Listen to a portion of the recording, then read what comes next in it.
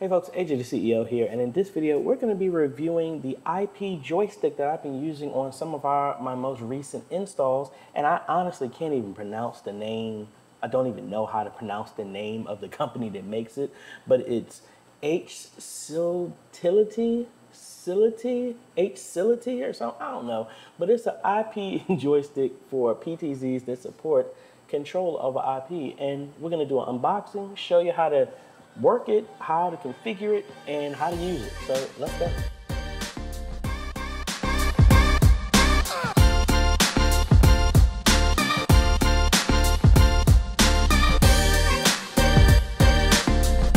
Hey folks, AJ the CEO here. If this is your first time stopping by the channel, thanks for stopping by. And on this channel we focus on tips, training, strategies, reviews, and builds to help modernize your media ministry. So if you're new here, consider subscribing, and if you like what we're doing here, consider becoming a patron or YouTube member by clicking one of the links down below. Like I said, I've been using these on a couple of installs and had to wrap my mind around some of it, but let's go ahead and cut over to the top-down view. Let's open it up, which is really simple, and we're gonna get it configured and hook it up to this Zigo PTZ that I have behind me and just show you how it all gets set up. So let's cut over. All right, here we go. So let's open it up. Really straightforward. And there's a link in the description for this. This actually goes for, I've seen it as low as $159. Now, I will tell you, there are other IP controllers that cost significantly more, but that's because they have some other features that this one does not, and I will call that out specifically. All right, so obviously we got a little manual, not really a lot to it. Tells you how to hook up to it. It has some other jacks on here, but they do not work. So just to let you know that they will not work, even though they have them listed here on the back, and I'll show you. Really simple. All right. You also have a power plug here. It comes along with that. No international plug extensions, just old-fashioned American plug there. But we're not going to use this because this joystick has power over Ethernet, which is really cool.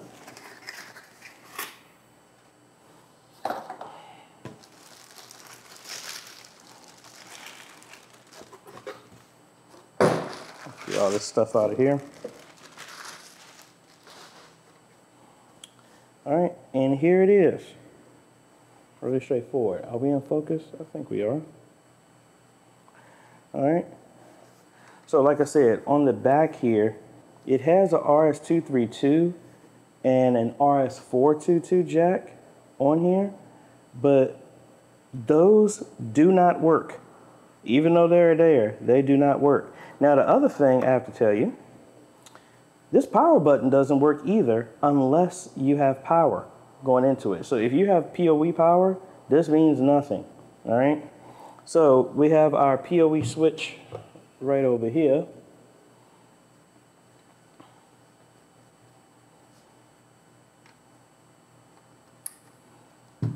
Get that all plugged up. You should see it powered up here in a second. There it goes. Have our little menu there. Let's see if I can zoom in so y'all can see that. All right, hello world. We should get an IP address. If not, we're gonna have to go set this up. And you should have an IP address right there. And so it is on my network. So that is my network, so that's cool. But if you needed to, we can go up here to setup. We have our languages. So if we come here and this button can be pushed in here, we can change our, we can change our languages by going to the side. It looks like it only has 2 languages. Anyway, we're at English.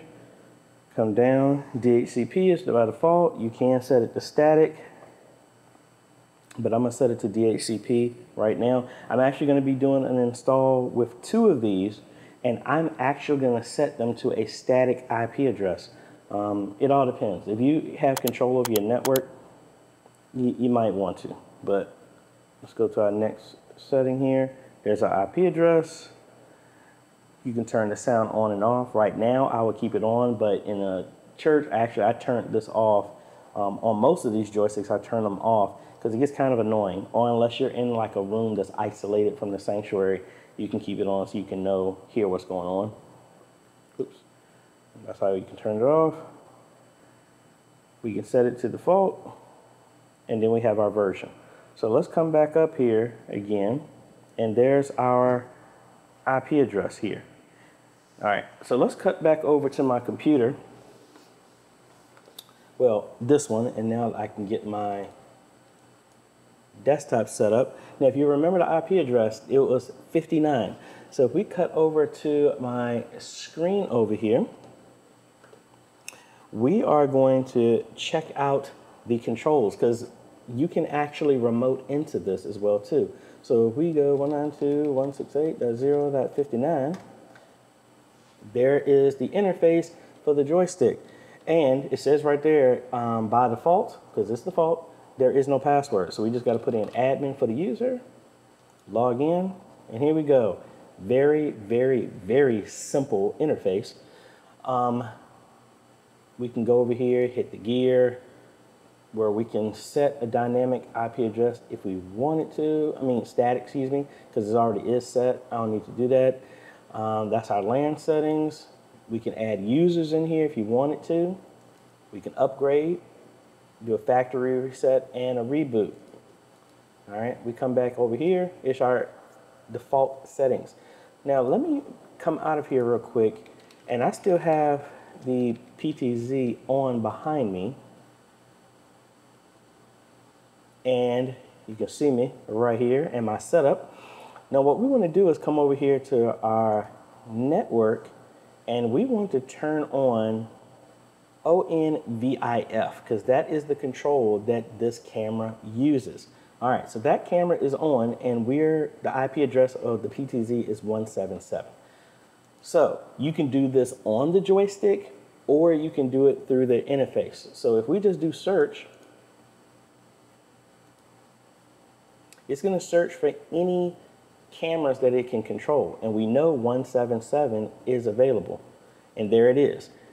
All we have to do is click on it, do add, and you can give it a camera number. By default, it goes to 0. But there we go. And if you had a password, you can put it in here to add to it. The password is just password. Or is it admin? I can't remember. Honestly, I can't remember. But it accepted. So there we go. So now let's cut over to, I have the camera connected here. So if we switch over, there's the camera right there. So let's go ahead and go to my top-down shot, and let's see, can we actually move this? And I'm going to superimpose both of these on top at the same time. All right, so now that we're here on a joystick, we can come over here to search. Let's come out here. Let's go to search here. And actually, I misspoke. We don't need to do search because I actually already had the IP address added because we did that on the device. So let's escape out of here. So since the device is already added, we just have to hit inquire, and there's our camera. Push in the button, and now we're connected.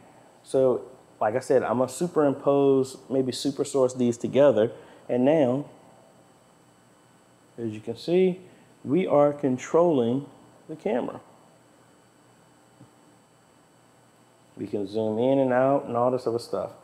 Now, you can do some other sets and all this other stuff, presets and all this other stuff, and we'll get into that some more here, because I've actually had some issues with this, just trying to learn the whole thing here. And actually, let me get the manual here so we can confirm everything. And like I said, it's nothing the matter with these devices. They actually work very well, but the main issue that I've had with them is getting in touch with support. That has been the most difficult thing for me. And even in this manual, it's saying how to control it. It's saying hit query and all this other stuff. There's no such query button on the joystick. There's inquire, but there's not query. So That's what you get with some of these that I've noticed. A lot of these different devices that are from other companies that you may not have heard from, they work well. Sometimes they're actually made in the same people who make the actual device, and then they put a different label on it. Some of them have different advances. Some other ones actually, other companies that use these that look similar, they actually have a development team that writes software to interface and give you better options and functionality of the device. And it also doesn't have grammatical errors in some of the manuals and stuff like that. So that's really the only thing that I've had an issue with is support. So I let y'all know that so that most of the time when I'm doing these for doing installs with the client, most of the time I'm their liaison, their intermediary. So they'll come to me if they have an issue, and then I will go back and forth, either figure it out myself or try and do some type of contact with the people who make it. All right, so we got that done. So let's see what else we can do with this. Now, in the software, as you can see, there is nothing else that you can do in here. There are no other options. It's just those two. Search, update, add, delete, or manually set them and save. And that's it. Nothing else from a software standpoint. So we're going to see if we can figure out how in the world we can get some of these functions to work, because like I said, I could not get them to work myself. So we're going to discover this all together at the same time. All right, so as you can see, I'm cut over here to my shot, and this is what I normally see when y'all can't see what I'm doing here, so I can see what I'm looking at. So what we want to do is see if we can do some presets. So normally we would come in here and zoom in and adjust the shot to exactly where you want. And let's play around with this, because we have a couple of buttons here, and I have the top down. Hopefully the top down is in focus. Let's see. Yeah, it's in focus. All right, so I'm gonna superimpose this over here so you can see. So we got one that says preset, and it just says pre, then 1, and nothing happened. So, and then we have another one that says patrol, set index, 1. I have no idea what that is. So I'm thinking patrol may be that if this was hooked up to security cameras. That's my thought. Then we also have pattern, and I have no idea what that means, because like I said, there's nothing in the manual that says anything. We also have add, so that's where we can press this button to manually add another device. IP, we can put another IP in. I don't know what the difference is those. We have shot. Let's do one here. Enter. All right. Now, something happened with that, so I'm gonna move this over, and now I'm gonna do preset 1. That didn't do anything either. That didn't do anything. All right, so let's do. Let me zoom in here on the back of my head, and let's do preset 1. Enter. All right. Let's zoom out. Now let's do shot 1. Enter. Okay, there we go. So we press preset. You put the camera in the position that you want, and then hit preset, and then press a button, and then hit shot, and then the number, and that will give you a position. All right, so let's adjust it again. So let's come over here and look at my main system over here. We'll do preset 2, enter. All right. So now let's zoom all the way out, and let's do preset 1, enter. Oh, I keep pressing the wrong button. It's shot. Let's come over here some more. Now let's do this again. So this is preset 1, enter. All right. Now it's shot to jump to recall our preset. So if we do shot 2, enter, boom. Okay. Now if we do shot 1, there we go. All right, now I'm wondering, now we figured out preset and shot. Now what's the next one? We have patrol. I think what that's gonna do is cycle through the positions. So patrol, index, I don't know, 1. Presets, we're gonna say 1, 2. Stay time, let's do 10. Hopefully that means seconds. Enter. Tour speed, I'll just say 5.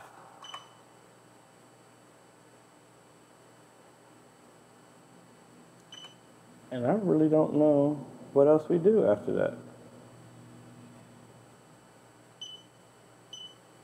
All right, so I'm thinking it means the same thing. Now let's do tour 1. No. 1, 1. That's strange. Index, what is that? Index 1, add pre 1, which is a preset, I believe. Stay time, I'm just gonna say 5. Tour speed, 5. Pre 2. Stay time, 5. Tour speed, 5.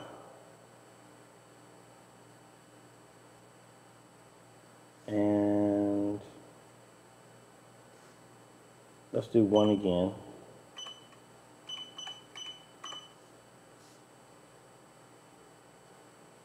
And I'm gonna hit patrol. All right, so tour 1. That ain't it. Run 1. That ain't it. Pattern 1. Patrol. I have no idea what that. So just pressing a number doesn't do anything. Run 1. Run 0. That's strange. I don't know. That's weird. But the good thing is we do at least got the preset and what the shot means. All right, so let's do some research. Let's find another company that makes a similar, I guess, IP controller, and let's see if their controls work with this as well. All right, folks, so it looks like after doing some digging, the patrol and run and tour and all those buttons do not function in the capacity of a PTZ like that. That is more of security cameras controls that is a feature built into security PTZs.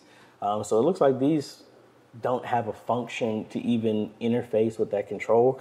And I've looked through a bunch of other companies that make the exact similar type of device, and there is no mention of any of the tour, run, patrol, anything like that. But the preset and shot is exactly how we did it. So that's interesting, to say the least. I would think that they would just black those buttons out, but it looks like most of these are just made and then it's generic, and they make it your own, and you can put your own label on it. Just like you can get the same type of Contigo cup, you can get the people that make it, and then Contigo puts their logo on it, but then somebody else can put another logo on it that means completely different. It's just made the exact same way.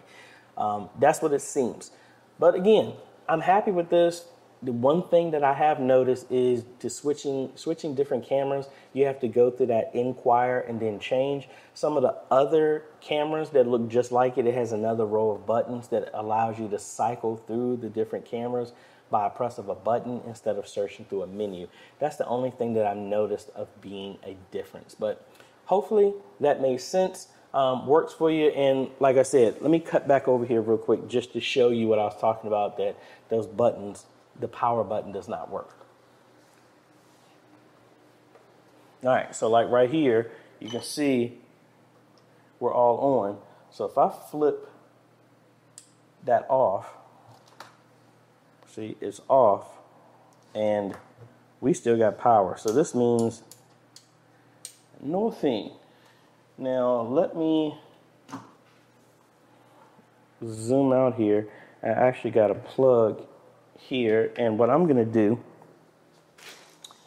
is let's hook up this power brick and let's see if this can be turned on. I mean, the fact that this can be powered over Ethernet makes it really simple, and you don't have to worry about power or taking up another jack or anything like that, because that's honestly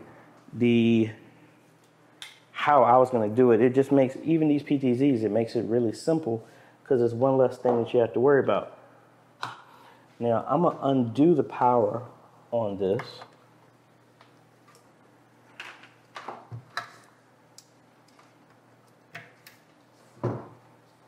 And I have my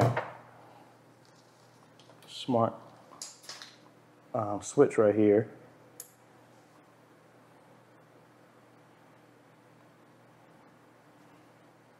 I switched it on. What's going on? Okay. So now it has power.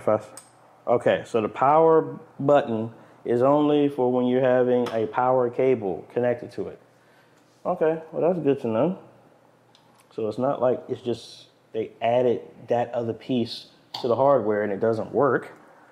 It's only for when you're having a power plug. Now, what I normally do in situations like this is I'll have, and you've probably seen it in Community Independent, at Union Grove, even at my home church. The way I have it set up is that all the cameras and joystick are plugged into a POE switch, and I just kill the power to the POE switch that shuts everything off.